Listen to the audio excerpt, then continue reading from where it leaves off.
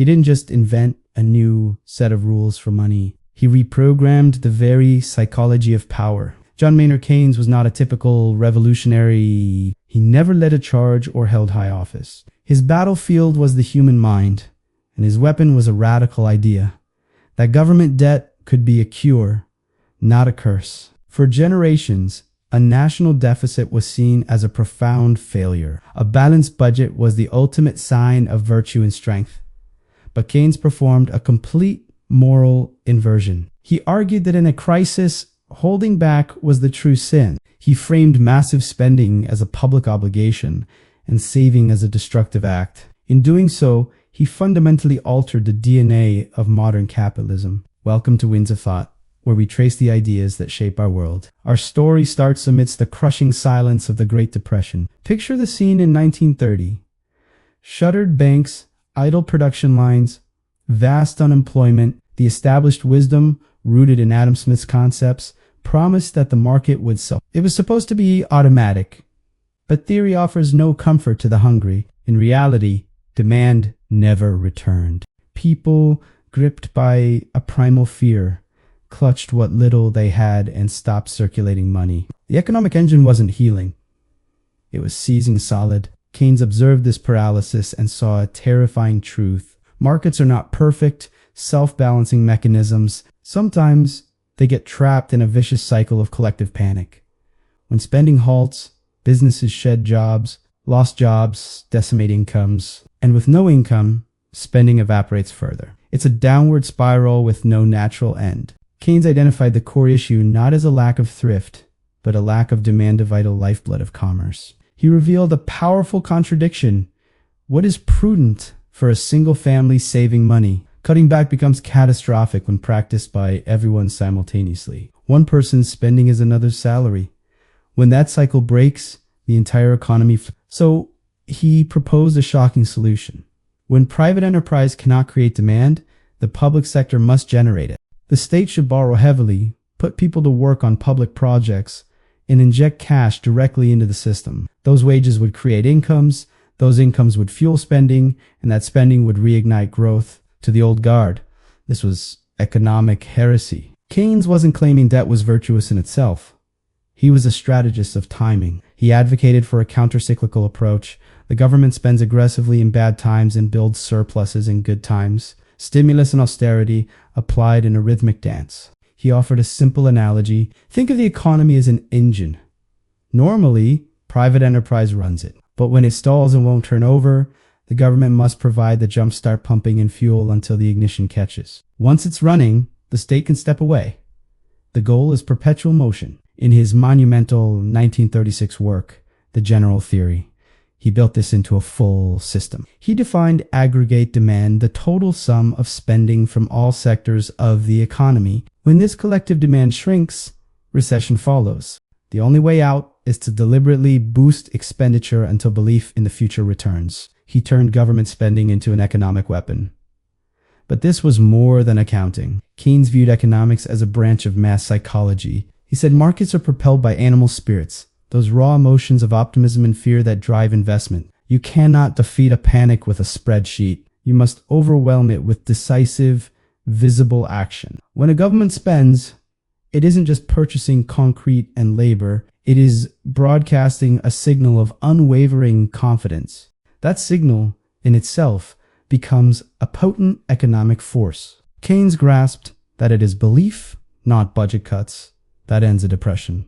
Yet, his ideas faced fierce resistance. In the early 1930s, global leaders were devout followers of the old religion of austerity. Britain's commitment to the gold standard crippled its recovery. Germany's brutal spending cuts plunged society into turmoil, creating a vacuum for radicalism. In America, President Herbert Hoover, confronting an unprecedented collapse, resisted major intervention, trusting the market to heal itself. It never did. By 1933, a quarter of the workforce was jobless. Financial ruin was commonplace. The system was in a coma. Then came Franklin D. Roosevelt, a leader whose instincts, though not as training, aligned perfectly with Keynes's blueprint. He didn't call it Keynesianism, but the principle was identical. When terror freezes private spending, The state must become the spender of last resort. The New Deal was a constellation of programs rooted in this philosophy. Massive projects like the Tennessee Valley Authority and the Hoover Dam employed millions. The Works Progress Administration put artists, writers, and builders on the public payroll. The government became the economy's primary customer, feeding wages directly into its veins. And at work, demand slowly regenerated. Confidence flickered back to life. By the decade's end, America was on the mend, though not fully whole. It would take a global cataclysm to cement Keynes's legacy beyond any doubt. That cataclysm was World War. The outbreak of World War II forced governments to do exactly what Keynes had prescribed. They spent with absolute abandon. Factories retooled for military production. Nations borrowed on an unimaginable scale, not for stimulus, but for survival. And for the first time, unemployment disappeared in the midst of global conflict. The irony was stark and brutal. All-out war became the definitive test of Keynesian policy, and it succeeded spectacularly. Industrial output skyrocketed, incomes grew, economies that were once moribund now roared with activity as destruction rained down. This wasn't true prosperity, but it was undeniable proof. Massive public expenditure could pull an economy from the abyss. In the war's aftermath, Keynes's theories were not merely accepted, they became doctrine. His intellectual fingerprints were on everything that came next. The Bretton Woods financial architecture, the rebuilding of Europe, the rise of the modern welfare state, and the sustained boom that lasted until the 1970s. He saved cap by making the state its permanent partner. Keynes had granted capitalism a new lease on life one, actively managed by governments, guided by policy, and driven by the conviction that prosperity comes from movement, not restraint. But every profound solution contains the seed of a future problem. Because once a system learns that spending can resolve any emergency, it also learns that discipline can be perpetually delayed. After the war, Keynes was more than an economist, he was an architect. Governments used his blueprint to rebuild a shattered world. They had witnessed the evidence: debt could purchase stability, and spending could secure full employment. Europe lay in ruins, yet Keynes's framework made reconstruction seem achievable. The Marshall Plan, the expanding welfare systems, the new social compacts all were founded on his core principle: demand must be actively sustained. Factories switched from munitions to consumer goods. Returning soldiers found work building a new society. And underpinning this boom was a quiet revolution.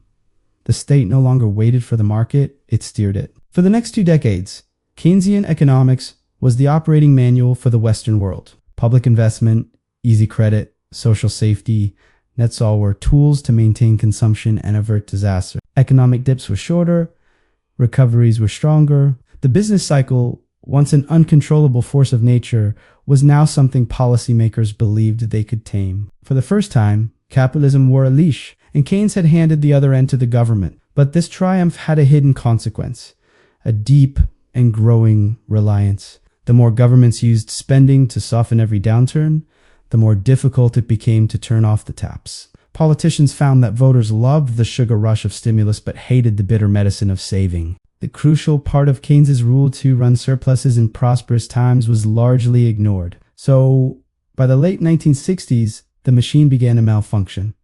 Prices crept upward. Wages chased them. The delicate equilibrium between expansion and inflation began to wobble. Then the oil shocks of the 1970s arrived, exposing a critical flaw in the Keynesian model. Stagflational nightmare, a combination of high inflation and high joblessness, was not supposed to be possible. Keynesian theorists said they were opposites. But soaring energy costs broke the model. Economies were flush with cash but starved for fuel. The system was out of tune. Governments attempted to spend their way out, but this only poured gasoline on the inflationary fire. Faith in Keynes crumbled.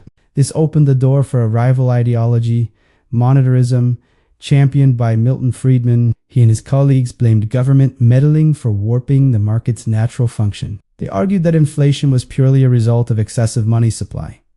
For a time, it seemed Keynes was finished. But grand economic theories never truly die. They evolve. Even as the world embraced deregulation and tight money in the 1980s, the central Keynesian tenet that the state can and should intervene never vanished. It merely retreated into the background, waiting for its next moment. That moment arrived in 2008. When the global financial system imploded, the old instincts roared back. Governments that had championed fiscal restraint for a generation suddenly remembered the power of the public purse. Bailouts, stimulus plans, quantitative easing, all were modern, gargantuan versions of Keynes's original prescription. Trillions were created. Interest rates hit zero. Central banks didn't just influence the economy. They became the economy. And once more, it functioned, at least initially. Collapse was averted. Confidence was restored. Markets recovered. But this rescue revealed a new distortion that Keynes never anticipated. His model assumed government money would flow to Main Street to workers and industries. But in our modern, financialized world, the stimulus largely flooded Wall Street. It inflated the value of stocks and real estate, not paychecks. The rich got richer, inequality widened. The government had mastered the art of restarting the engine, but it was now supercharging the speculators, not the producers. Then the pandemic struck, and Keynes was called upon once more in his most potent form yet. Governments did not waver. They borrowed and distributed money at a dizzying, unprecedented speed.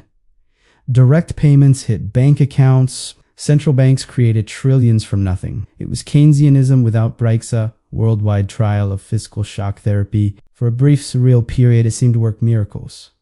Unemployment plummeted. Stock markets soared. Even with the world in lockdown, economic indicators looked strong. But then the inevitable reaction set in. Inflation returned with a vengeance. Supply chains snapped. And once again, governments were confronted with the same old dilemma. The medicine that rescued the patient had debilitating side effects. Keynes designed a mechanism to steady capitalism. But what happens when the stabilizer becomes the entire system? Today, nearly a century after his general theory, Keynes's logic is inescapable. And that is the heart of our modern predicament. Every time growth stutters, the same levers pulled stimulus bottle spend, inflate.